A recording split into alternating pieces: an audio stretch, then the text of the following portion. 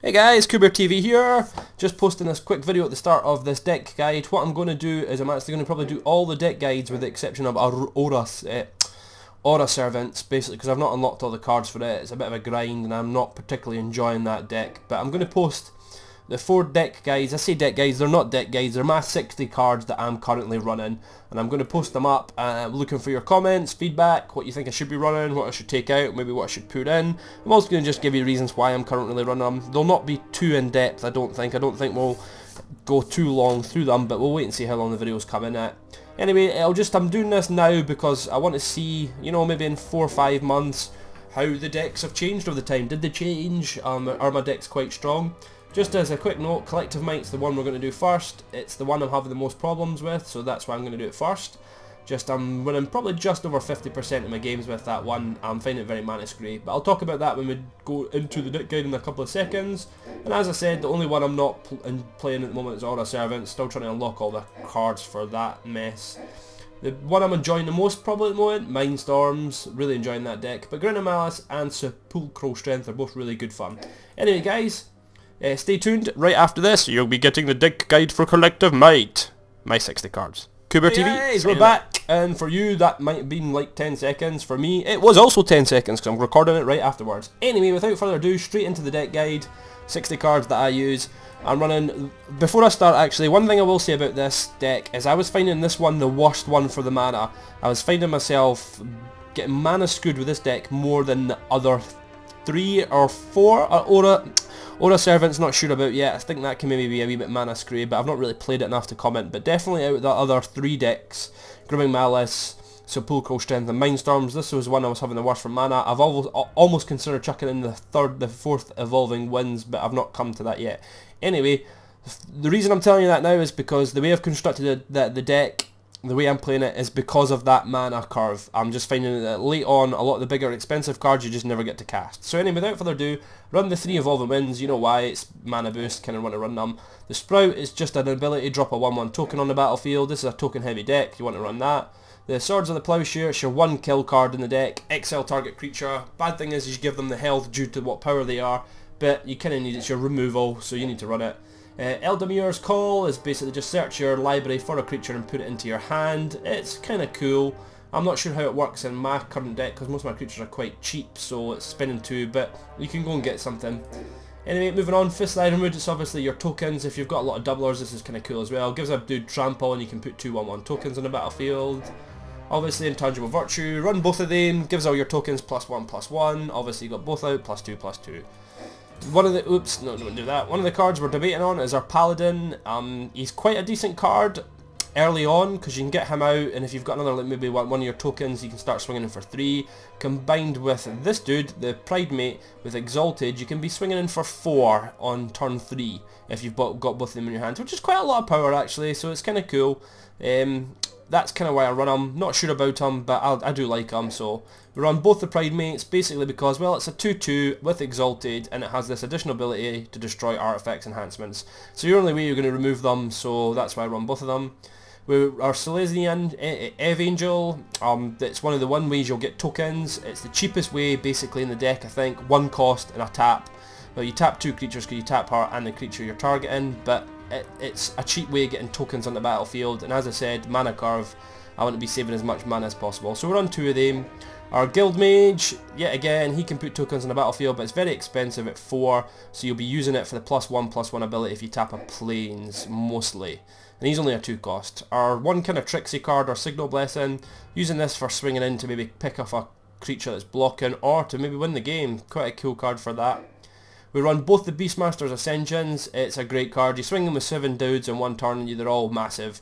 That'll win you the game hands down, that card. So we run both of them. Another card we're debating on, the Behemoth Sledge. It's a artifact. It gives something trample and lifelink. We're not sure. I possibly would prefer a creature in there for that. So let me know what you guys think about this one. Doesn't really win me anything in the long term, if you know what I mean, because you're casting it for 3, then you have to equip it, and I want to be having more tokens on the battlefield, so I'm still not sure about that. Our Civic Wayfinder, it's your mana ramp. Go into your deck, get a land, so you kind of want to run him because you can get the trouble. Our Dauntless Escort, yet again, not really sure about this guy. Run him because he's a 3 cost 3/3, and his ability is basically if you want to save some of your larger creatures, you can sack him. More tokens, Midnight Haunt, 2/2/1 Spirit tokens, pretty much know what that does. Seeker of the Wild, this guy's been a bit 50-50 for me. His power and toughness are equal to the creatures in the battlefield, so if you've got a lot, he's great. If you've not, he's rubbish. So I'll only run one of them. I found if you run more and you draw them all, like if you run all three, it was what I was doing at one point, which was silly, then they're all reasonably decent, but nothing special. So that's why I don't run them. Run more. Hero of the Bladehold, he's one of the best cards in the deck, or she, because it looks like a woman. Battle Cry, and she puts tokens on the battlefield, attacking, so they get their 2/1s when they're attacking. So you're coming in with 7 power, split between 3 cards with her every turn. And any of the boosts, she can be devastating. She can win the game hands down as well. And if you combine her with the Beastmaster Ascension, you're getting in for a ton of damage. That's the combos I'm kind of looking for. Luxonarch Hierarch, he's basically just, he's 4/4 for 4, he's got this cool ability to get 4 life, and yet again he's got ability you can sack him and protect a bigger creature. Marshal's Anthem, obviously this can get you guys back if you've got 6 mana, plus it gives you 1/1 to all your creatures. Another really cool card in the deck. Parallel Lives, I run 2 of them. I don't see the reason to run 3. Why would you ever cast 3 of them? If you've got 2 out, you want to be dropping tokens, or you want to be drawing a token card, so you're getting, like, you know, 2/2. So that's kind of what you're wanting out of that. I don't think you ever need to have 3.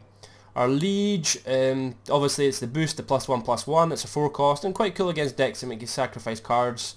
So if you're up against Grim and Malice and he makes you discard a card, that ends up on the battlefield and it can win you a game straight away. So we run both of them. As you see, 4 cost. Then we're moving on to our big cost. As you see, hardly any. 5 cost for Overrun. The 3 Forest can be a nightmare sometimes, so that's almost why I only run one of them, though it will win you the game. Our Photion Hydra, it's an interesting card. Its basically main purpose is for blocking to start off with, then it can become quite a strong attacker, especially if you've got Fists of the Ironwood and you can chuck Trample down on the bad boy. You can swing it and then start winning the game. You need that combination though for him to become valuable in a sense, otherwise he just becomes a blocker. But he's a good card, I like him. And then our final card, never really used this in the game, Tosmir Wolfblood. I've never really cast it, but yeah, again, gives your creatures +1/+1, and you can tap it and put a 2/2 wolf, green white wolf on the battlefield. So that's the kind of 60 cards. As you can see, I don't go high up on the mana. I just find that the deck doesn't run for high mana. Even though you have a few ramp cards in it, I've never really been able to get up. So I'll quickly run through the cards that I'm not running, obviously involving wins. Elvish Sweeps, Sky Sweepers, they can kill flyers, but I just think it's such an expensive cost, it's not worth it. One of the cards maybe I should run is the Jade Mage, but it's the 3 cost to put a sapling token on the battlefield. That's why I think that's quite expensive, even though it's not, but I think it is. Well, as I said, we run one of these guys. As I said, I run 2 of these guys. As I said, I run 2 of these guys. Don't really need to go into details. We also run one of the cards. This Transluminant Shaman dude. Not sure about it. It's a 2/2 that you can sack and put a 1/1 on. So, but don't know. Not really sure. As I said, I run one of them. As I said, we're running one of them.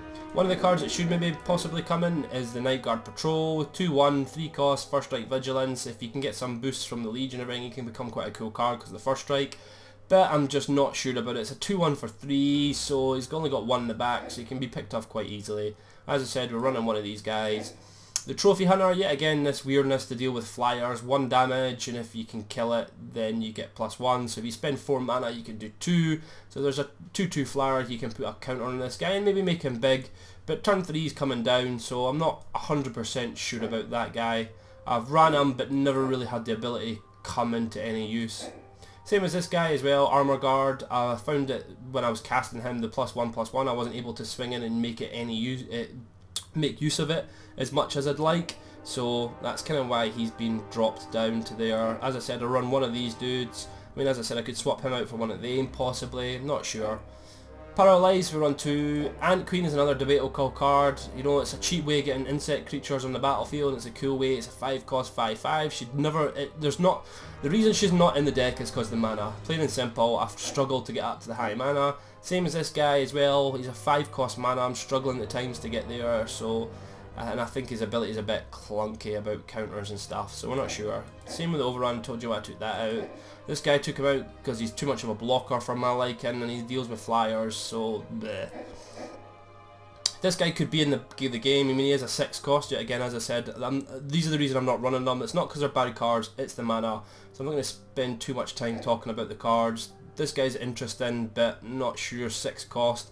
If you're going to run him, you're running him for the forest cycle and the plain cycle, so that's kind of what I've thought about, because as I said, I'm struggling for mana, but I don't know, I'd rather have a cheaper cost card in my deck, to be honest with you. This is interesting, more tokens on the battlefield, but it's a 6 cost. Then we're just into the really high costs, and that's why I'm not running these guys. 6 cost, 7 if you want to use his ability. It's a 7 cost here guy. Really good, destroys lots of creatures, but never seem to cast them. Had him cast against me once, and then we're in the ridiculous range of 8 and 8. The reason that I hate about this is because by turn 8 you should have won or lost with this deck. It's plain and simple. It's got so many low cost, low power creatures in it, and it's all about building up an army and swinging in. If you can swing in on turn 8 with a 6/6 and not win the game, and he wins you the game somehow, I'd be surprised. I just find that these cards are not going to win you the game. You're going to have lost by that time just because you've got nothing that can delay it. You've got no removal to delay to get to these cards. So you're looking to just build an army, and if you get in the right sized army, you've won before needing them, and that's why they're not in the deck. So there you go guys, I hope that doesn't come in too long in time.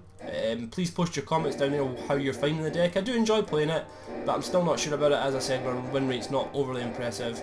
But let me know what you would change, what you would take out, and how you've been running it, what success you guys have been having with the deck.